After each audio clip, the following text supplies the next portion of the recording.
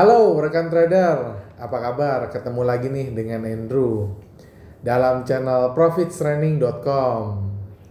Kali ini Andrew mau menjelaskan kerangka waktu ya ketika kita ingin melakukan transaksi dalam trading ya. Nah, kenapa topik ini penting? Karena kerangka waktu ini sangat berhubungan dengan time frame yang akan kita gunakan teman-teman ya. Nah, tentunya kalau kita ingin trading ya, time frame itu menjadi penting. Kenapa? Karena ini berhubungan dengan trading plan. Semakin besar ya time frame yang teman-teman gunakan, maka ya modal yang dibutuhkan tentunya akan semakin besar ya. Nah, apabila teman-teman ingin profit lebih cepat ya, tentunya teman-teman harus ya menggunakan time frame yang lebih kecil. Jadi itu sangat berbanding lurus. Nah, makanya topik ini yang Andrew angkat sehingga teman-teman bisa lebih detail lagi ya untuk bisa mendapatkan pencerahan bagaimana cara memilih time frame yang baik, bagaimana trading plan kita ketika ingin trading di time frame yang lebih kecil, bagaimana trading plan kita ingin menggunakan time frame yang besar. Jadi itu saling berkaitan. Bagaimana lengkapnya? Saksikan video berikut.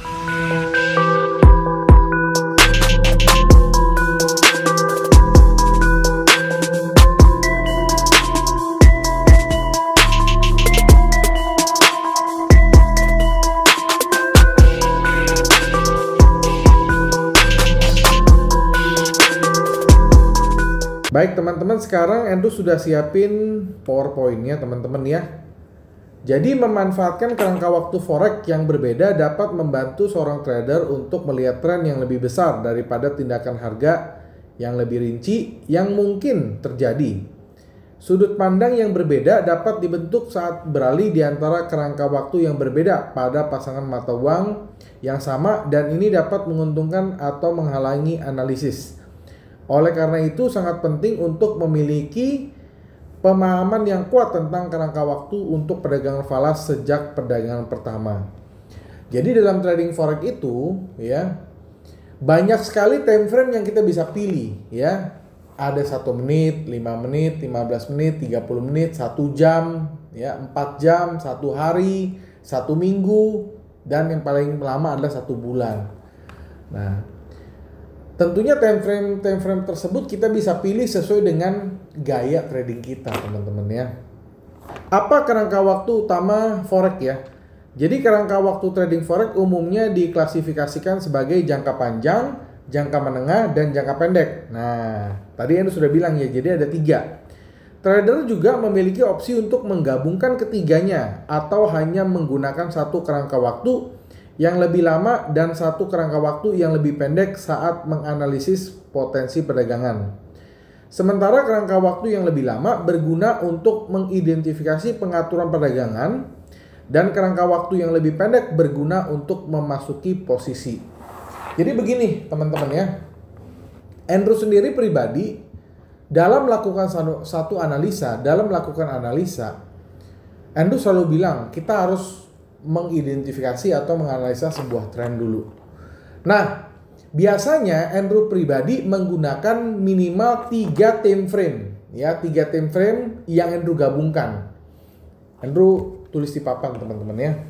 Jadi ketika kita ingin trading ya, kita pertama harus membaca sebuah tren dulu. Nah, trennya itu kita harus ambil dengan time frame yang satu tingkat lebih besar. Contohnya nih ya, Andrew ingin trading ya dengan time frame 1 menit. Nah, ya misalnya ya. Nah, 1 menit gitu kan. Nah, kalau kita ingin mendeteksi sebuah tren ya, kita harus lihat satu tingkat di atasnya, yaitu dari di atas dari 1 menit adalah 5 menit. Nah, jadi kita bisa membuka 3 chart. Ini chart pertama ya. Lalu ini chart ketiga. Nah, dalam MetaTrader kita bisa melakukan ini ya. Jadi ini adalah time frame yang pertama, ini time frame yang kedua, ini time frame yang ketiga. Yang ketiga ini kita ambil yang 15 menit misalnya. Jadi pertama kita lihat chart yang di sini dulu. Apabila yang 15 menit ini bullish ya, lalu yang 5 menit ini bullish, sementara 1 menit ini masih bearish. Nah, kita tinggal tunggu dari yang time frame 1 menit ini berubah dari bearish menjadi bullish. Nah, ketika di sini bullish sudah confirm, baru kita ambil posisi open buy gitu loh. Jadi time frame yang kecil harus mengikuti time frame yang besar. Nah, teman-teman paham ya? Jadi kita harus melihat, jangan hanya menganalisa satu time frame saja. Kita harus menggabungkan minimal 3 time frame. Nah, misalnya lagi nih, ini Andrew tulis di sini ya. Misalnya Andrew trading dengan menggunakan time frame 5 menit misalnya. Ya sudah, Andrew akan melihat dulu time frame yang 15 menit arahnya kemana, lalu yang 30 menit arahnya kemana. Misalnya nih, ya, yang 30 menit Andrew analisa dia bearish, misalnya bearish. 15 menit ini misalnya masih bearish, ya. Yang 5 menit ini masih bullish misalnya. Ini masih bullish. Ya sudah, Andrew nggak ambil posisi sekarang. Tunggu sampai dia bullish, dia berubah menjadi bearish. Nah, ketika dia berubah menjadi bearish, baru kita buy, baru kita sell. Ya, di sini kita sell.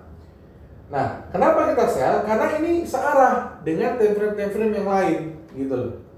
Jadi korelasi antara time frame tersebut haruslah searah, gitu loh.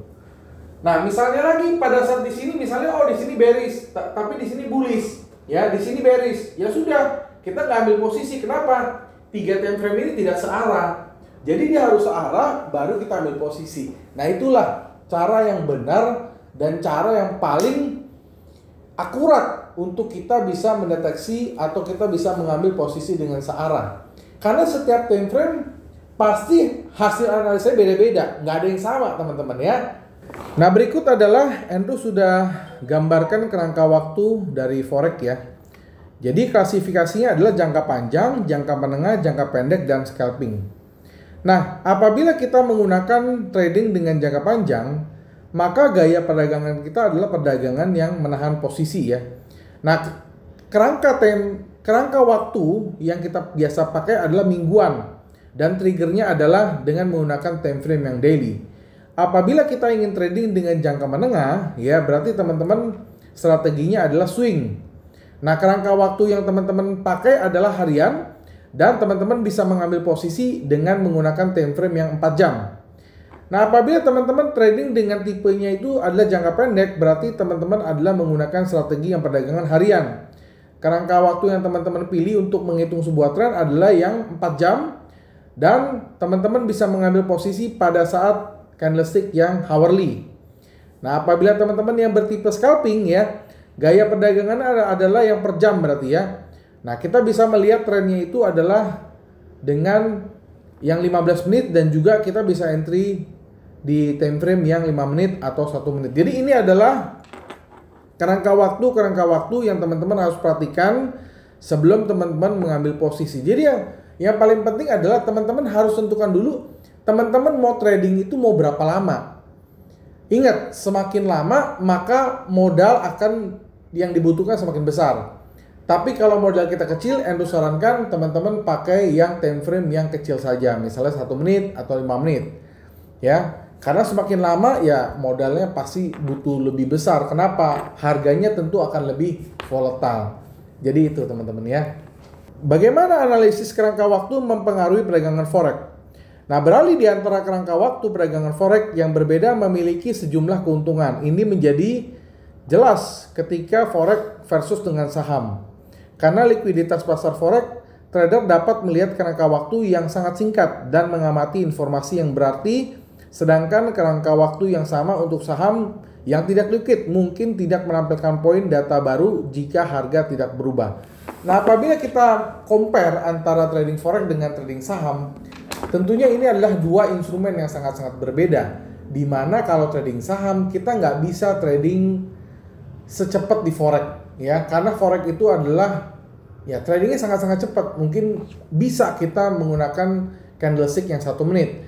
Tapi kalau saham dengan pergerakan yang begitu slow atau lebih lambat ya, teman-teman harus menggunakan time frame yang lebih panjang ya. Misalnya kalau di forex kita bisa menggunakan 1 menit, ya itu paling cepat. Tapi kalau saham mungkin teman-teman 1 jam itu sudah paling cepat sekali.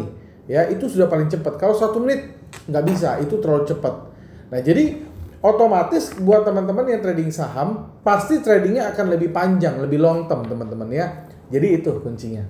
Di daily misalnya time frame-nya naik, tapi begitu ganti hourly time frame-nya turun. Nah saya mesti ngikutin yang mana? Pertanyaannya begitu kan? Kalau kita lihat daily, ya kita lihat ini trennya naik, sementara di hourly harganya masih turun, yang kita harus lakukan adalah tunggu, ya kita harus wait and see. Setelah itu baru kita lihat time frame yang satu tingkat lebih kecil, ya arahnya sama nggak? Kalau sama ya sudah kita boleh follow. Tapi kalau misalnya harganya tidak sama, arahnya tidak sama, kita tunggu time frame yang lebih kecil berubah untuk